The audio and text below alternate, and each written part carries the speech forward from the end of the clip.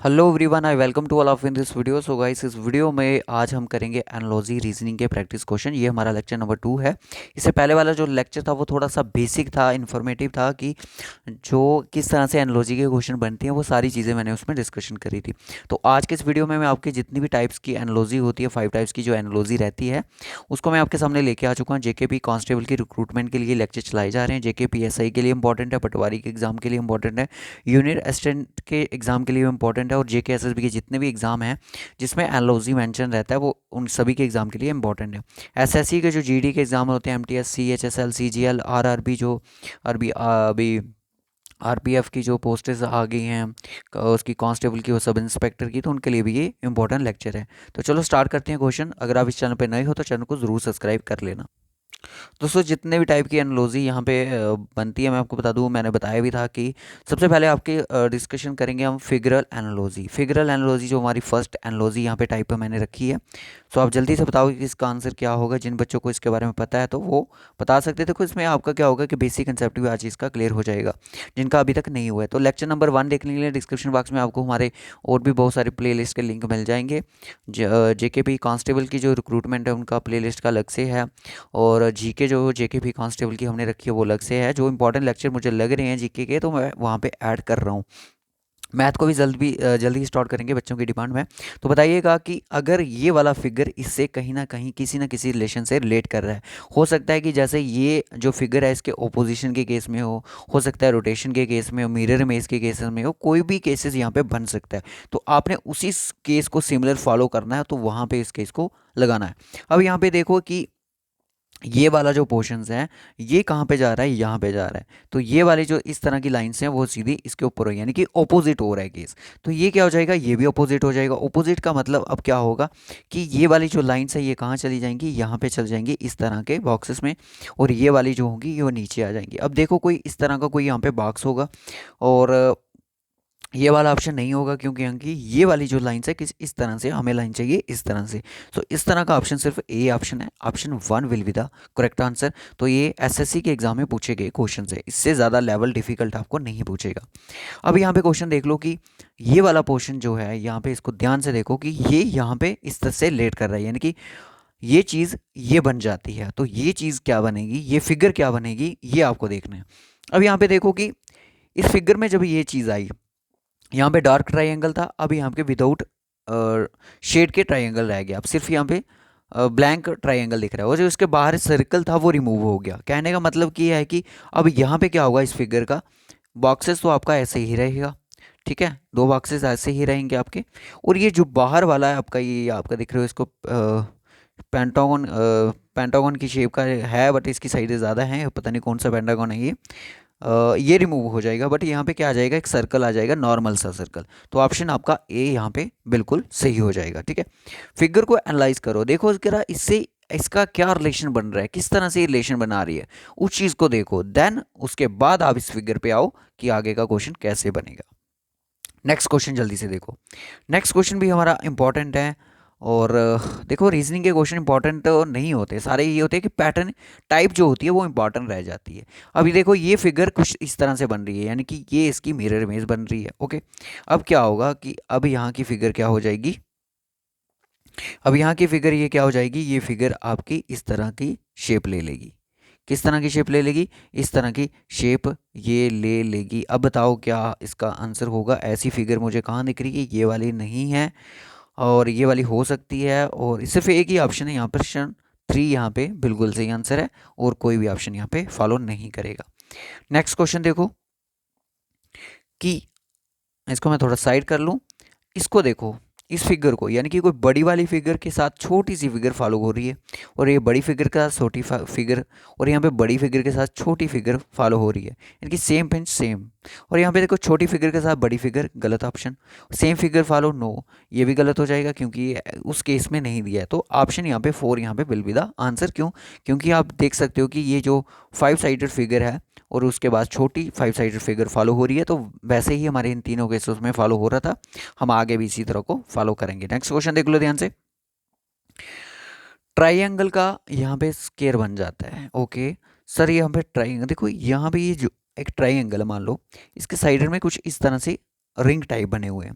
अंदर जाके ये क्या बन जाता है, ट्राइंगल, मतलब कि जैसे ट्राइंगल को, राइट ट्राइंगल को शेप देते हैं वैसे बन जाते हैं एंगल की शेप में। अब यहाँ पे है ट्राइंगल, तो क्या बन जाएगा, यस स्केयर बन जाएगा। स्केयर बनने के बाद इसको क्या हो जाएगा, जैसे कि ये ट्राइंगल के केसेस में लगे थे वैसे ही इसको लग जाएंगे यहाँ पे इस तरह के। तो ये वाली फिगर यहाँ पे आ जाएगी। ऑप्शन ऑप्शन ऑप्शन आपका A will be the one option will be C answer. Next question will be, next question ध्यान से देखो कि ये डॉट की अगर काउंटिंग करो तो डॉट कितनी है, 5 डॉट है। अगर इसके कॉर्नर की बात करो तो कितने कॉर्नर है सर, 6 कॉर्नर है, यानी कि 6 कॉर्नर 5 डॉट। यहाँ पे इन डॉट की बात करो तो कि 7 कॉर्नर 7 डॉट्स हैं। कॉर्नर की बात करो तो 6 और 2 8, 8 इसके कॉर्नर है, 8 कॉर्नर हैं, 7 इसके अंदर के डॉट हैं, 3 कॉर्नर हैं, 2 डॉट हैं। तो इट मीन्स आगे क्या आ जाएगा, 6 के बाद कौन आ रहा है, सीधा नंबर 8 आ रहा है। तो यहाँ पे क्या आएगा, 3 के बाद सीधा कौन आएगा, 5 साइडेड फिगर। देखो यहाँ जल्दी से, एक ही ऑप्शन है ये वाला, और उससे ये नहीं हो जाएगा क्योंकि इसके अंदर 5 डॉटेड है, ये गलत हो जाएगा। ऑप्शन ए यहाँ पे करेक्ट होगा क्योंकि 5 कॉर्नर वाली फिगर चाहिए और 4 डॉट वाली फिगर चाहिए। तो ऑप्शन ए ही यहाँ पे मोस्ट अप्रोप्रिएट हो जाएगा। तो आई होप आपको फिगर एनालॉजी के बारे में थोड़ा सा कंसेप्ट क्लियर हुआ हो। अब यहाँ पे देखो, हो सकता है यहाँ पे 45 और 50 प्लस क्वेश्चन चले जाएं क्योंकि आज का लेक्चर थोड़ा लेंथी है, ठीक है। अब इसको बोलते हैं हम, दूसरी टाइप हमारी आ गई मिक्स्ड एनालॉजी। इसको हम बोलते हैं मिक्स्ड एनालॉजी। कई बार एग्जाम में ये भी पूछी जा जाती है। और कोडिंग, जो कोडिंग डिकोडिंग होती है, एनालॉजी होती है, आपस में कहीं ना कहीं थोड़ा सा रिलेशन बनाती है। जेड की यहाँ पे प्लेस वैल्यू होती है 26, एक्चुअल में अल्फ़ाबेट में भी ऐसी ही होती है। वाई की होती है 25, इस तरह से लेट कर रहा है, यानी कि वाई के बाद आता है जेड, तो बी से पहले कौन आता है, ए आता है, ए की प्लेस वैल्यू होती है 1, तो A upon 1 will be the answer, ठीक है। उसके बाद नेक्स्ट क्वेश्चन देखो कि एल की जो प्लेस वैल्यू होती है वो 12 होती है, एस की जो होती है 19 होती है, आई की जो वैल्यू होती है 9 होती है, और टी की जो होती है 20 होती है। 9/20 यहाँ पे आंसर होना चाहिए, option 3 will be the answer. Next question. उसके बाद देखो, ये भी मिक्स्ड एनालॉजी होती है भाई, कई बार अल्फ़ाबेट के इस तरह से नंबर आ जाते हैं। अगर हम अल्फ़ाबेट के केस में देखें तो डी की जो प्लेस वैल्यू है वो रहती है हमारी 4 रहती है, ई की वैल्यू रहती है 5 रहती है, तो बी की कितनी रहती है 2 रहती है, और सी की रहती है 3, तो ऑप्शन यहाँ पे 2 correct answer, okay. Next question देखो कि सी यहाँ से 3 के साथ रिलेशन बना रहा है, एफ यहाँ पे 6 के साथ रिलेशन बना रहा है, और आई 9 के साथ रिलेशन बना रहा है, एल ये क्या अपनी प्लेस वैल्यू अपनी अपनी प्लेस वैल्यू यहाँ पे शो कर रहा है। के की 11 होती है, एन की 14 होती है। कहने का मतलब इनके बीच का जो डिफरेंस है वो 3 नंबर का जा रहा है। तो इसका मतलब जो आगे के नंबर फॉलो करेंगे वो भी क्या होंगे, 3 का गैप लेके आगे बढ़ रहे होंगे। तो यहाँ पे देखो कि एल के बाद एल, तो यहाँ पे देखो सी के बाद एफ आया, आई के बाद एल आया, और एल के बाद के एन आएगा। अब देखो ओ, ओ यहाँ पे 15 पे, आर यहाँ पे 18 पे है, तो 3 का गैप बन रहा है, बिल्कुल बन रहा है। आर के बाद आर की वैल्यू 8, प्लेस वैल्यू 18 और इसकी 21, तो यहाँ पे इसकी 21 है, तो यहाँ पे भी 3 को फॉलो किया जा रहा है। तो बोले L M N O P, तो मोस्ट अप्रोप्रिएट जो आगे का हमारा होगा वो क्या होगा, जैसे कि एफ के बाद एफ जी एच आई, 2 का गैप लेके, उसके बाद L M N O P, Q को छोड़, क्यू को देखो, क्यू 17 और टी की 20, तो यहाँ पे क्या आएगा, 3 ऑप्शन यहाँ पे फॉलो करेगा क्योंकि मोस्टली जो ऑप्शन है आपस में मैच हो रहे हैं। यहाँ पे ध्यान से देखना कि इस की के बाद एफ आ रहा है, एफ के बाद आई किस तरह से बना, ये मेन चीज़ ये हमें बताएगी कि किस तरह से अपने एन के बाद कौन सा नंबर आगे फॉलो करना है। एफ के बाद जी आता है, जी के बाद एच आता है, तो एच के बाद कौन आता है, आई आता है, 2 का गैप लेके एल के बाद एम, एम एन, एन के बाद वो आता है ओ, ओ के बाद आता है पी, पी के बाद आता है क्यू, तो क्यू यहाँ पे 17 पे है और टी यहाँ पे 20 पे है। सो राइट ऑप्शन 3 यहाँ पे हो जाएगा। एफ की वैल्यू होती है 6, एफ की वैल्यू कितनी होती है, 6 वैल्यू होती है, एफ की वैल्यू होती है यहाँ पे 6 होती है, तो 6 का अगर आप क्यूब कर दोगे तो 216 विल बी द आंसर हो जाएगा। अगर आप एल की बात करो तो एल की बारी होती, प्लेस वैल्यू जो होती है 12 होती है, 12 का स्केयर करोगे तो कितना आ जाएगा, जल्दी से बताओ क्या होगा। अगर स्केयर के करूँ तो 144 होगा, बट इसको आपको क्यूब करना पड़ेगा। तो 4 टू द 8 यूनिट डिजिट 8 दिख रहा है, तो आपका B will be the answer. Next question. Rust की आपको 98687 बताया जा रहा है, TSUR की क्या होगी। देखो रूटीन 18 इसकी वैल्यू होती है, प्लेस वैल्यू। अगर आप A to Z फॉरवर्ड, मतलब कि फॉरवर्ड अल्फ़ाबेट अगर पढ़ते हो, ठीक है, इस तरह से। अगर आप पढ़ते हो बैकवर्ड तो R की वैल्यू, प्लेस वैल्यू जो आपको 9 दिखेगी। T की उस तरह से आपको दिखती है 7, तो 7 वाले 3 ऑप्शन है। एस की होती है 19, तो 19 में 27 में से 19 को घटा लोगे तो कितना आ जाएगा, 8 आ जाएगा। तो 7 के बाद क्या आ जाएगा, 8 आएगा। 21 इसकी होती है, 21 कितनी होती है, अगर आप अल्फ़ाबेट में पढ़ रहे हो तो 6 आ जाएगी, तो 786 will be the answer. So option 2 will be the answer. Next question, cat की वैल्यू यहाँ पे बताई जा रही है। सी की वैल्यू 3, ए की प्लेस वैल्यू 1, टी की 20, एम की होगी 13, ए की होगी 1, टी की होगी 20, 13120, 13120, 13120, ऑप्शन 3 अगेन आंसर सही है। उसके बाद टी की वैल्यू बात करो तो देखो, टी की मैंने बताया कि टी की अगर प्लेस वैल्यू की बात करो तो 20 होती है।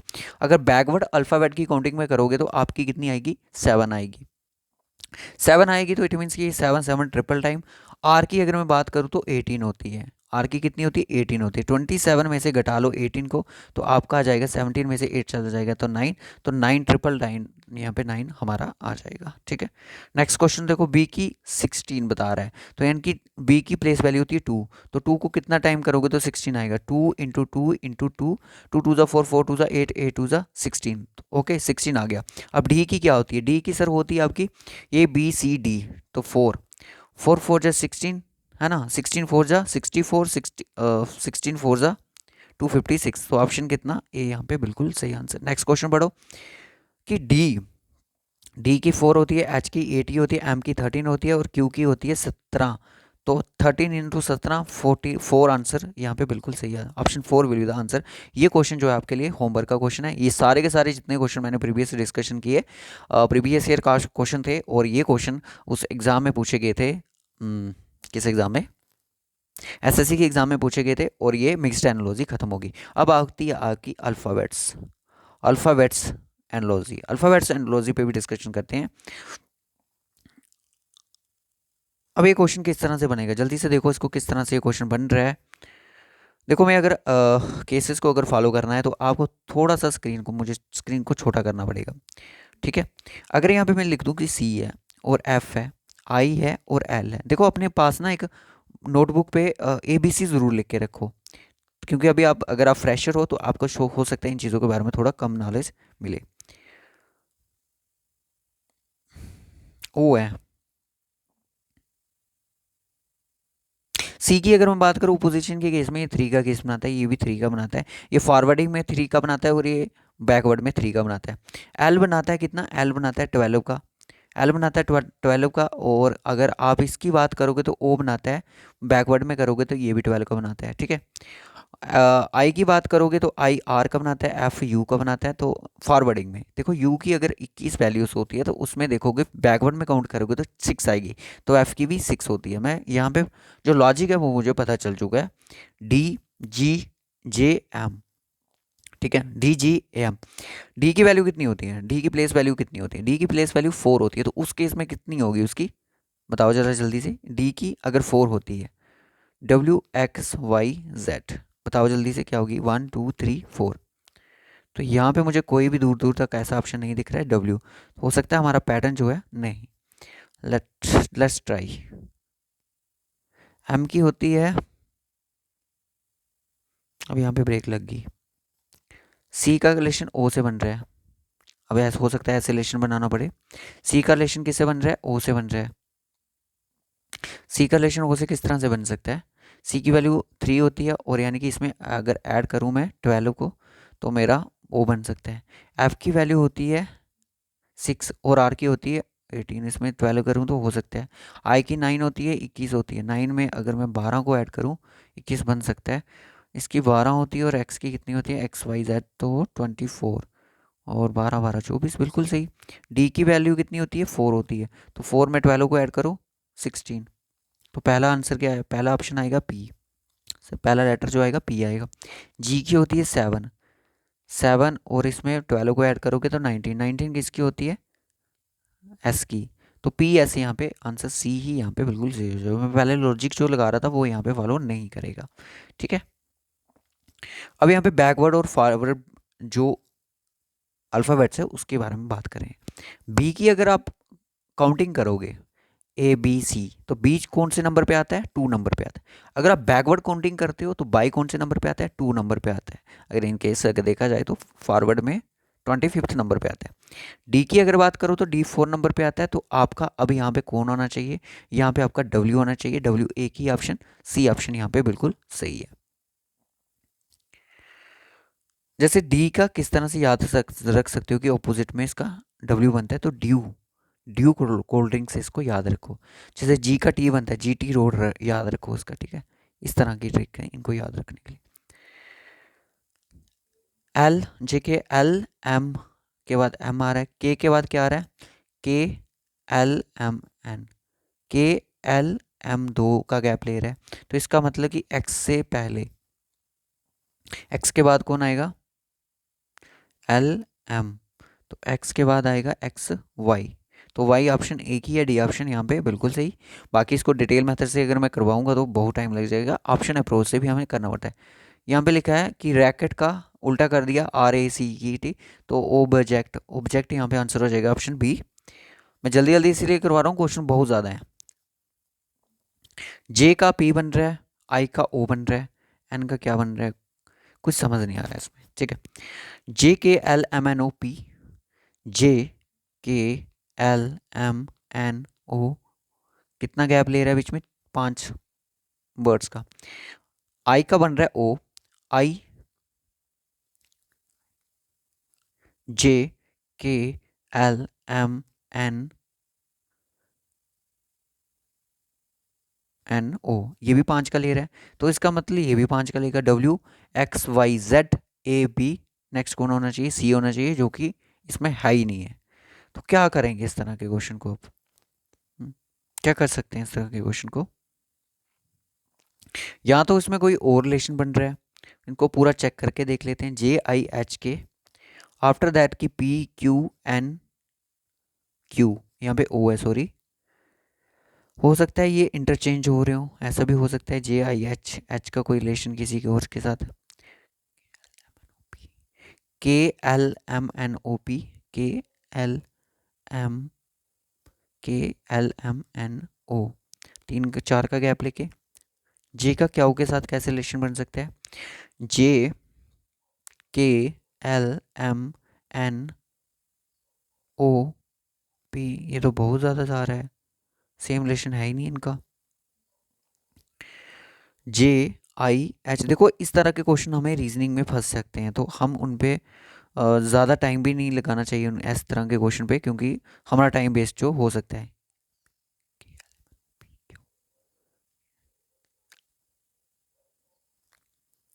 जे की अगर वैल्यू देखा जाए तो कितनी होती है, जे की वैल्यू अगर देखा जाए तो 10 होती है, पी की वैल्यू कितनी होती है, 16 होती है, ओके 26 बन रहा है इसको। इसकी 11 होती है, इसकी कितनी होती है 17, और इसकी होती है 8, और इसकी होती है 14, और इसकी होती है 15, और इसकी होती है 9। अगर इनका सबका प्लस करो तो इसका होता है 26, इसका अगर प्लस करूँ तो कितना हो जाएगा 9, और ये हो जाएंगे 24, और ये 14 और 8 कितने हो जाएंगे, हाँ 22, और ये कितने हो जाएंगे 7 और 1 8, और ये 28, यानी कि पैटर्न यहाँ पे फॉलो नहीं कर रहा है। अब करेंगे क्या, इसमें क्या है कि सिंपल सा पैटर्न है कि इसका लेटर सीरीज, हो सकता है कुछ बच्चों ने इसको पकड़ भी लिया हो। देखो यहाँ पे एच है, एच के बाद क्या आता है आई, आई के बाद जे आता है, जे के बाद क्या आता है की, उसी तरह से एन के बाद क्या आता है L M N O P, फिर क्या हो यू बी डब्ल्यू एक्स। अब नेक्स्ट क्या आएगा ये बताओ आप। अब ये चीज़ आपको नहीं उधर ऑप्शन में देख के फॉलो करनी है कि टी के बाद क्या आना चाहिए, टी के बाद यू आना चाहिए, ऑप्शन बी गलत। एल एम के बाद एन, एन के बाद ओ आना चाहिए, यहाँ पे के आ रहा है गलत। जी के बाद एच आना चाहिए, ये भी गलत। के बाद एल आएगा, एल के बाद एम आएगा, एम के बाद एन आएगा, तो option D will be the correct answer. Next question देखो कि W double double W बन रहा है, यानी कि P Q R S T U V W X Y Z. मैं शॉर्ट में क्यों कर रहा हूँ, क्योंकि थोड़ा ज़्यादा ए बी सी लिखेंगे तो टाइम ज़्यादा वेस्ट होगा, तो एक को छोड़ के एक आ रहा है, ठीक है, एक को छोड़ के एक आ रहा है। ओ के बाद क्या आएगा, ओ के बाद क्या आएगा, ओ कहाँ पे गया, ओ, ओ के बाद आएगा क्यू, तो क्यू को 2 टाइम यहाँ पे लिख दूँ, तो क्यू यहाँ पे 2 टाइम मेरा डी ऑप्शन ही रहेगा। BIMNCKPR के साथ रिलेशन बना रहा है। बी के बाद क्या आ रहा है, सी आ रहा है। आई के बाद क्या आ रहा है, के आ रहा है। एम के बाद पी आ रहा है, एन के बाद आर आ रहा है। हो सकता है इस तरह से कोई रिलेशन बन रहा हो। तो सी के बाद क्या आएगा, डेफिनेटली डी आएगा। तो डी की आने के ज़्यादा चांसेस यहाँ पे बन रहे हैं। आई के बाद क्या आता है, आई के बाद के कैसे बनेगा, जी एच आई। जे के बाद के आएगा, यू के बाद बी, सॉरी डब्ल्यू। तो डी डब्ल्यू यहाँ पे सही आंसर है। पूरा एक्सप्लेन करने की ज़रूरत ही नहीं है, ना एग्जाम है यहाँ पे। बी के बाद एच बन रहा है, तो बी का रिलेशन एच के साथ किस तरह से हालात से बन सकता है। तो बी के बाद अगर आप देखो कि B, C, D, E, F, फिर आपका जी, फिर एच, यानी कि 5 का गैप लेके। उसके बाद आई का relation A B C D E F G H, फिर से 5 का रिलेशन लेके, 5 का गैप लेके। एफ के बाद एल बनना चाहिए, एफ के बाद F G H I J के, फिर आपका एल बन रहा है, तो सही बात है। एन के बाद भी बनाओ रिलेशन 5 का गैप लेके। L M N O P Q R S आना चाहिए टी। ओ के बाद वैसा ही केस फॉलो होगा, 1 2 आर एस टी। टी के बाद फिर से एस टी यू, 1 2 3 4 5 का गैप लेके यू आना चाहिए। तो यू कौन कौन से ऑप्शन में, ऑप्शन डी और बी में। अब आगे का डिसाइड करेगा, V W X Y Z A और बी। अब यहाँ पे क्या रिलेशन बन गया, सॉरी क्यू को लेके चलना है हमने, मैं वी को लेके चल रहा हूँ। ओ को फॉलो करो, आर को, sorry, R S T U V W X Y. तो टी यू, क्या हो रहा है ये, एक मिनट। एन के बाद क्या आया हमारा, टी आया। ओ के बाद क्या आएगा, मतलब O P Q R S T U V W. तो यानी कि ओ के बाद मेरे से 5 नंबर का गैप लेना पड़ेगा, 4 और 5 मेरा आएगा यू। ठीक है। आर के बाद क्या आएगा, पी क्यू, 1 2 3 4 5 का डब्ल्यू के बाद आएगा डब्ल्यू एक्स। तो टी यू एक्स यहाँ पे सी ऑप्शन बिल्कुल सही हो जाएगा। नेक्स्ट क्वेश्चन देखो, न्यूमरल को लिया जाता है U E L R M E N. ठीक है, यू को पहला रखो तो यानी कि आप एल को पहला रखो। इन्होंने दूसरे नंबर पे रखा है ई को, यानी कि चौथा लेटर दूसरे नंबर पे रखा है। तो चौथा लेटर यहाँ पे ई है, तो एल ई हो जाएगा। उसके बाद एल ई दो ऑप्शन में है, तो आर आप अपने आप में से रख सकते हो, उसको कोई इशू नहीं है। फिर उसके बाद देखो कि एल ई आर, उसके बाद क्या ए आएगा, ए आएगा ही आएगा। फिर देखो कि जी आएगा या बी आएगा। अब जी आएगा कि बी आएगा, तो उनका ज़रा थर्ड लेटर देखो कि बी किस तरह से आ रहा है। तो बी यहाँ पे मैं आपको, आर किस तरह से आ रहा है, आर जो जहाँ पे था वो वैसे ही आएगा। तो ऑप्शन डी यहाँ पे बिल्कुल सही हो जाएगा। बी अपनी जगह पे रहेगा, जी ए बाकी के वैसे ही रहेंगे। बी डी ए सी, अब V D A C F G H E G कैसे होगा, A B C D E F G H, L क्या लिखा है, G H E F G H, M N O P, उस तरह से S P Q R S नहीं, S T C T कुछ भी नहीं बन रहा है यहाँ पे। ए के बाद बी, एम के बाद ये वाला, तो यानी कि P Q T S T R you R P Q R S T. तो ऑप्शन डी यहाँ पे हो जाएगा करेक्ट आंसर। ये इस तरह के क्वेश्चन एग्जाम में गलत हमेशा हो जाते हैं, क्योंकि जल्दबाजी में उस टाइम हमारा पैटर्न नहीं लगता है। डब्ल्यू का रिलेशन बी से ऑपोजिट रिलेशन ले सकते हो आप इसमें। ठीक है, डी का डब्ल्यू से होता है, यू का किसी एफ से होता है, एच का उससे होता है। तो डब्ल्यू का किससे रिलेशन होता है, डब्ल्यू का रिलेशन होता है डी से। तो डी यहाँ पे एक ही ऑप्शन है, ऑप्शन ए। अगर आपको लगता है यहाँ पे कोई भी क्वेश्चन गलत हुआ तो ज़रूर बताइएगा। अब देखो कि 1 2 3 का रिलेशन है 4 के साथ, 7 26 का रिलेशन किसके साथ होगा। 1 2 × 3 करोगे कितना हो जाएगा, 36। 36 प्लस 3 प्लस करोगे 10 आएगा, कोई भी पैटर्न नहीं लग रहा है। आप एक काम करो, 12 प्लस डिवाइड में 3 कर दो तो 4 के साथ कट जाएगा। 72 को 6 के साथ डिवाइड कर दो, 1 इसके साथ कट जाएगा, 6 बन जा, तो 12 के साथ ये कट जाएगा। तो ऑप्शन डी यहाँ पे करेक्ट आंसर। उसके बाद इस क्वेश्चन को भी देख लो ध्यान से जरा, इस क्वेश्चन का आंसर क्या हो जाएगा।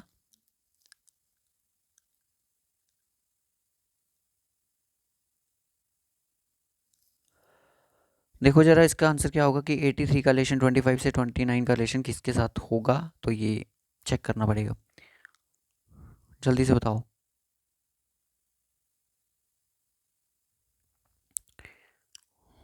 लगाओ ज़रा इस पे, मेरा कोई पैटर्न नहीं लग रहा है, जल्दी से बताओ क्या आंसर होगा इसका। 83:25 प्रोपोर्शन टू 29, क्या होगा इसका आंसर। नेक्स्ट क्वेश्चन देखो, तब तक आप इस पर कोई पैटर्न फॉलो करो कि कौन सा लग सकता है। 1 का रिलेशन 6 के साथ है, यानी कि 1 + 5 करोगे तो कितना 6 हो जाएगा। 8 + 5 करोगे सेम नंबर 13, तो option B correct answer. Next question, 3 2 8 का रिलेशन 4 के साथ, 3 6 6 का रिलेशन किसके साथ होगा।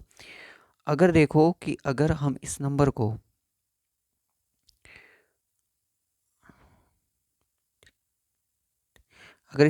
देखें कि 32 है, डिवाइड में 8 करें तो 8 4 जा कितना होता है 32। तो उसी तरह से 36 को डिवाइड करो 6 के साथ तो क्या आएगा, 6 आएगा, ऑप्शन ए। नेक्स्ट क्वेश्चन देखो कि 120, इस क्वेश्चन पे ना थोड़ा एरर टाइप है, ठीक है, इसको स्किप करो, इस क्वेश्चन पे एरर है। 42 को अगर 2 टाइम करते हो तो कितना 84 प्लस आपका 1 करोगे तो 85 जस्टली आ जाएगा। उस तरह से किस नंबर को आप करोगे तो 69 इंटू 2 करोगे तो आपका आएगा 138, प्लस 1 करोगे तो कितना हो जाएगा 139, यहाँ पे करेक्ट आंसर हो जाएगा। उसके बाद देखो यहाँ पे इसका आंसर क्या होगा कि 8 का रिलेशन किस तरह से 28 के साथ है, 27 का रिलेशन किसके साथ होगा। अगर यहाँ पे मैं बात करूँ कि 8 जो है वो किसका क्यूब होता है, 2 का क्यूब होता है, ठीक है। अगर यहाँ पे मैं बात करूँ कि 2 प्लस में 1 कर दूँ, 2 + 1 कितना होता है 3 होता है, तो 3 का क्यूब कितना होता है, 3 का क्यूब 27 होता है, 27 में 1 कर दूँ तो मेरा 28 मेरे पास आ जाएगा। अब ये 27 किसका होता है, 27 जो होता है ये किसका क्यूब होता है, 3 का क्यूब होता है, 3 का क्यूब यानी कि 27 होगा। तो अब आपको क्या करना है कि 3 + 1 करो 4 होगा, 4 का क्यूब कितना होगा 64 होगा, तो 64 + 1 करोगे तो कितना आएगा 65 आएगा। इस तरह के पैटर्न भी एग्जाम में आते हैं। उसके बाद आता है कि 5 का रिलेशन 30 के साथ, 7 का रिलेशन किसके साथ होगा। 5 का रिलेशन 30 के साथ कैसे हो सकता है, यहाँ तो सर डिवीजन हो रही होगी, है ना, सॉरी मल्टीप्लाई 6 के साथ। तो उसी तरह से 7 को 6 के साथ करोगे 42 आना चाहिए, ऑप्शन में नहीं है, तो इसका मतलब पैटर्न कुछ और है। अगर फॉलोइंग नंबर अगर 5 का देखते हैं तो वो है 6, तो 5 6 30 होता है।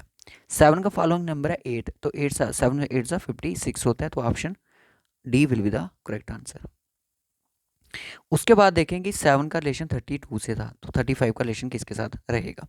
7 को अगर मैं मल्टीप्लाई करूँ 5 के साथ तो मेरा आता है 35, 35 में से मैं कितना घटा लूँ, मैं घटा लूँ 3, तो मेरा 32 आ जाएगा। देखो ये पैटर्न आपको लगाने पड़ेंगे नंबर तक पहुँचने के लिए। उसी केस से मैं 35 को 5 के साथ मल्टीप्लाई कर दूँ तो मेरा 175 आ जाएगा। 175 में से अगर मैं 3 को घटा लूँ तो मेरा 172 आ जाएगा। So option D will be the correct answer, ठीक है। नेक्स्ट क्वेश्चन देखो कि 25 है 81 बन रहा है, 36 है, तो आने वाला जो नंबर होगा, देखो यहाँ पे 25 है, ये 5 का स्केयर है, इस क्वेश्चन में भी एरर है, और ये किसका है 9 का स्केयर है। तो बीच में जो गैप है कितने नंबर का, 4 नंबर का है, तो यहाँ पे 6 का स्केयर है, तो 4 नंबर का गैप लेके आगे 10 आएगा, तो 10 का होगा 100, तो बीच का जो गैप रहेगा वो किसका स्केयर रूट आएगा 100 का आएगा, तो ऑप्शन यहाँ पे डी होना चाहिए यहाँ पे कि 10 का स्केयर आएगा। इस नंबर को अगर आप 2 टाइम मल्टीप्लाई करके देखो तो 292 आपके सामने नंबर मिल जाएगा, और इस नंबर को आपको डिवाइड करना है 2 के साथ, ठीक है। 5 का हाफ नहीं होता, 4 का हाफ करो 2, 18 का हाफ करो 9, 2 का हाफ करो 1, तो 291 आंसर यहाँ पे हो जाएगा। तो इस क्वेश्चन पे ना आप इसको मैं होमवर्क के लिए रख लेता हूँ, देख लेना, कोई किसी से कोशिश करना कि हो सकता है कोई इजी सा लॉजिक लग रहा हो, मेरी पकड़ में ना आ रहा हो, तो आप ट्राई करें इस पे क्वेश्चन पे, ठीक है।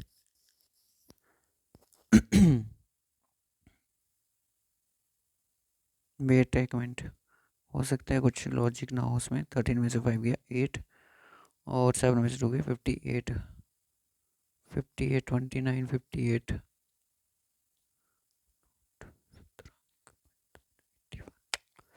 इस पर लॉजिक लगाना, ठीक है, अगर आपको कोई लगेगा। तो ये होगी मेरी 4 टाइप की रीजनिंग, सॉरी एनालॉजी। फिगरल मैंने पढ़ा दी, मिक्स्ड मैंने पढ़ा दी, नंबर मैंने पढ़ा दी आपको, और अल्फ़ाबेट भी पढ़ ली। अब पढ़ेंगे हम वर्ड एनालॉजी। वर्ड एनालॉजी से क्वेश्चन कई बार पूछा जाता है। देखो कोकोनट जो होता है वो शेल से रिलेट कर रहा है, तो लेटर किससे होता है, देखो कोकोनट के बाहर क्या होती है, शेल बनी होती है, तो लेटर के बाहर क्या होता है, लेटर ही होता है, नहीं स्टैंप होती है, वो तो होती है, मेल होता है, इन्वेलप होता है, सर लिफाफा होता है। कोई भी लेटर जब ज्वाइनिंग लेटर आपका आएगा तो उस पर बाहर एक इन्वेलप होगा। कांडला जो पोर्ट है वो कहाँ पे, गुजरात में, कोचीन कहाँ पे है, केरला में, ठीक है। नेक्स्ट क्वेश्चन, असम जो असम का एक डांस है बिहू। केरला का क्या है? केरला देखो, कथक जो है यूपी का है, कुचिपुड़ी आंध्र प्रदेश की, भरतनाट्यम जो तमिलनाडु का, कथकली जो है कहाँ का है? केरला का है। अब सोच रहे हो कि सर जीके के क्वेश्चन भी यहाँ पे तो आते हैं, वर्ड एनालॉजी कुछ भी पूछ सकता है आपको। रूबी जो रेड होती है तो सफायर क्या होता है? ब्लू होता है, जिसको हम नीलम बोलते हैं, ठीक है। स्कैप, स्कैप जो फुट से लेस रिलेट कर रहा है, लेस क्या है? वाइन के साथ कर रहा है, ठीक है, वाइन के साथ इसका रिलेशन है। टच करने से हमें फील होता है, टच करने से फील होता है तो ग्रेट, ग्रीट, ग्रीट आएगा यहाँ पे, ग्रेट नहीं आएगा यहाँ पे, मिस प्रिंट है, ग्रीट आएगा। ग्रीट पे हमें जब आप किसी को नमस्ते करते हो तो क्या कहते हैं? हम उस चीज़ को स्वीकार करते हैं, ठीक है। डॉग जो है, डॉग से रिलेटेड कोई डिजीज़ है, रेबीज। तो मॉस्किटो किसके साथ है? मलेरिया। मॉस्किटो कौन सी डिजीज़ फैलाते हैं? मलेरिया। उसके बाद है कि फ्रूट जो है बनाना, फ्रूट एक बनाना है, ठीक है। मैमल क्या है? मैमल किसके होते हैं? स्नेक के होते हैं? नो। फिशेस के होते हैं? नो। स्पेरो के? नो। काऊ के होते हैं मैमल, ठीक है। नेक्स्ट क्वेश्चन, शिप जो है वो सी में चलती है, कैमल कहाँ पे चलता है? डेजर्ट में। Option D will be the answer. आप इस वीडियो को, हो सकता है कुछ बच्चे ये बोलते हैं कि सर 1.5 की एक्स से हमें वीडियो देखना पड़ रहा है, कुछ बोलते हैं 2x की स्पीड से देखना पड़ रहा है। तो आज मैंने क्या किया कि जल्दी जल्दी इस वीडियो को, क्वेश्चन को सॉल्व करने की कोशिश की, ताकि आपको एक क्लियर हो सके, वीडियो को पास करके आप आंसर मार्क कर सको। आई जो है आपकी पलक झपकते हो तो हर्ट, सॉरी हर्ट क्या करता है आपका? मूव करता है? नो। थ्रॉप, यस, थ्रॉप करता है कि हमारा दिल धड़कता है। सॉरो, सॉरो यानी कि सॉरो जो वर्ड है वो लेट कर रहा है किसके साथ? डेथ के साथ। दुख कब होता है? जब कोई मरता है। खुशी कब होती है? जब कोई जन्म लेता है, ठीक है। सो आज मैंने आपको यहाँ पे 5 तरह की एनालॉजी पूरी डिटेल से क्वेश्चन को, जो जो पैटर्न लगता था मैंने आपको बताया, बस एक क्वेश्चन के अलावा वो क्वेश्चन चलो मैंने आपके लिए होमवर्क कर रख दिया, ठीक है। मिक्स्ड एनालॉजी भी कर दी, लेटर एनालॉजी भी कर दी, जितने क्वेश्चन बनते थे कर दिए। बस इस क्वेश्चन ने हमें थोड़ा सा यहाँ पे हरा दिया है। इसका आंसर जितने बच्चे यहाँ पे वीडियो देख रहे हैं इस क्वेश्चन को आंसर करेंगे कमेंट बॉक्स में बताने की। हो सकता है क्वेश्चन में एरर भी हो सकता है, क्योंकि एक दो क्वेश्चन में इसमें एरर था, जैसे ये क्वेश्चन था इसमें एरर है, ये वाला क्वेश्चन इसमें एरर है, ठीक है। तो आप इस वीडियो को ज़्यादा से ज़्यादा लाइक और शेयर करें। तो यहाँ पे मैं आपको बता दूँ, जेकेबी कांस्टेबल का जो कोर्सेज चल रहा है उनके हमने रीजनिंग के 2 जो टॉपिक है वो कंप्लीट कर दिए। एक तो नंबर सीरीज को कंप्लीट कर दिया, दूसरा मैंने कर दिया एनालॉजी को। तो एनालॉजी अपने आप में बहुत बड़ा चैप्टर है, मैं आपको बता दूं बहुत बड़ा। इसमें 5 तरह की टाइप्स की एनालॉजी आती है एग्जाम में। हो सकता है एग्जाम किसी पे अगर आप कहीं पे पढ़ रहे हो तो आपको 3 तरह की पढ़ाई जाए, 4 तरह की पढ़ाई जाए, बट मैं आपको सजेस्ट करता हूँ कि 5 तरह की एनालॉजी होती है, ठीक है। एग्जाम में आती है ऐसी चीज़ें। जेकेबी कांस्टेबल की प्लेलिस्ट आपको डिस्क्रिप्शन बॉक्स में मिल जाएगी। रीजनिंग का पूरा कोर्स आपको उसमें ही मिलेगा, अभी तक वीडियो लेक्चर वहाँ पे ऐड हो रहे हैं। तो इस वीडियो को ज़्यादा से ज़्यादा शेयर और लाइक करें। अभी मॉक टेस्ट आपके जो फ्री के होंगे वो अलग से होंगे, जो पेड मॉक टेस्ट आपके लिए बनाए जाएंगे जब आपका सिलेबस आएगा तब आपको वो टेस्ट सीरीज़ आपको बहुत कम कास्ट में वो भी मिलेगी। ऐसे किसी भी प्लेटफॉर्म पर आप चले जाओगे, इतनी लो ऑफ कास्ट में कोई भी मॉक टेस्ट आपको प्रोवाइड नहीं करेगा जितना जेके प्रैक्टिस आपको प्रोवाइड करेगा। बट फ्री के भी होंगे, फ्री के यूट्यूब चैनल पे होंगे, जो पेड होंगे वो आपके OMR बेस्ड, यानी कि आपको PDF प्रोवाइड किया जाएगा उसका। सो बाय बाय, टेक केयर। इस वीडियो में इतना ही रखेंगे, मिलेंगे आपसे नेक्स्ट वीडियो में। और इस वीडियो को ज़्यादा से ज़्यादा लाइक और शेयर कीजिए। नेक्स्ट टॉपिक आप मुझे बता दीजिएगा कि आपका ब्लड रिलेशन रखना है, या फिर आपका डायरेक्शन रखना है, या फिर आपकी कोडिंग डिकोडिंग रखनी है। Blood relation, direction sense test, या फिर कोडिंग। देखो मैं आपको वो टॉपिक करवा रहा हूँ जो कि एग्जाम में आने के बहुत ज़्यादा चांसेस है, और एग्जाम में डेफिनेटली यही आएंगे।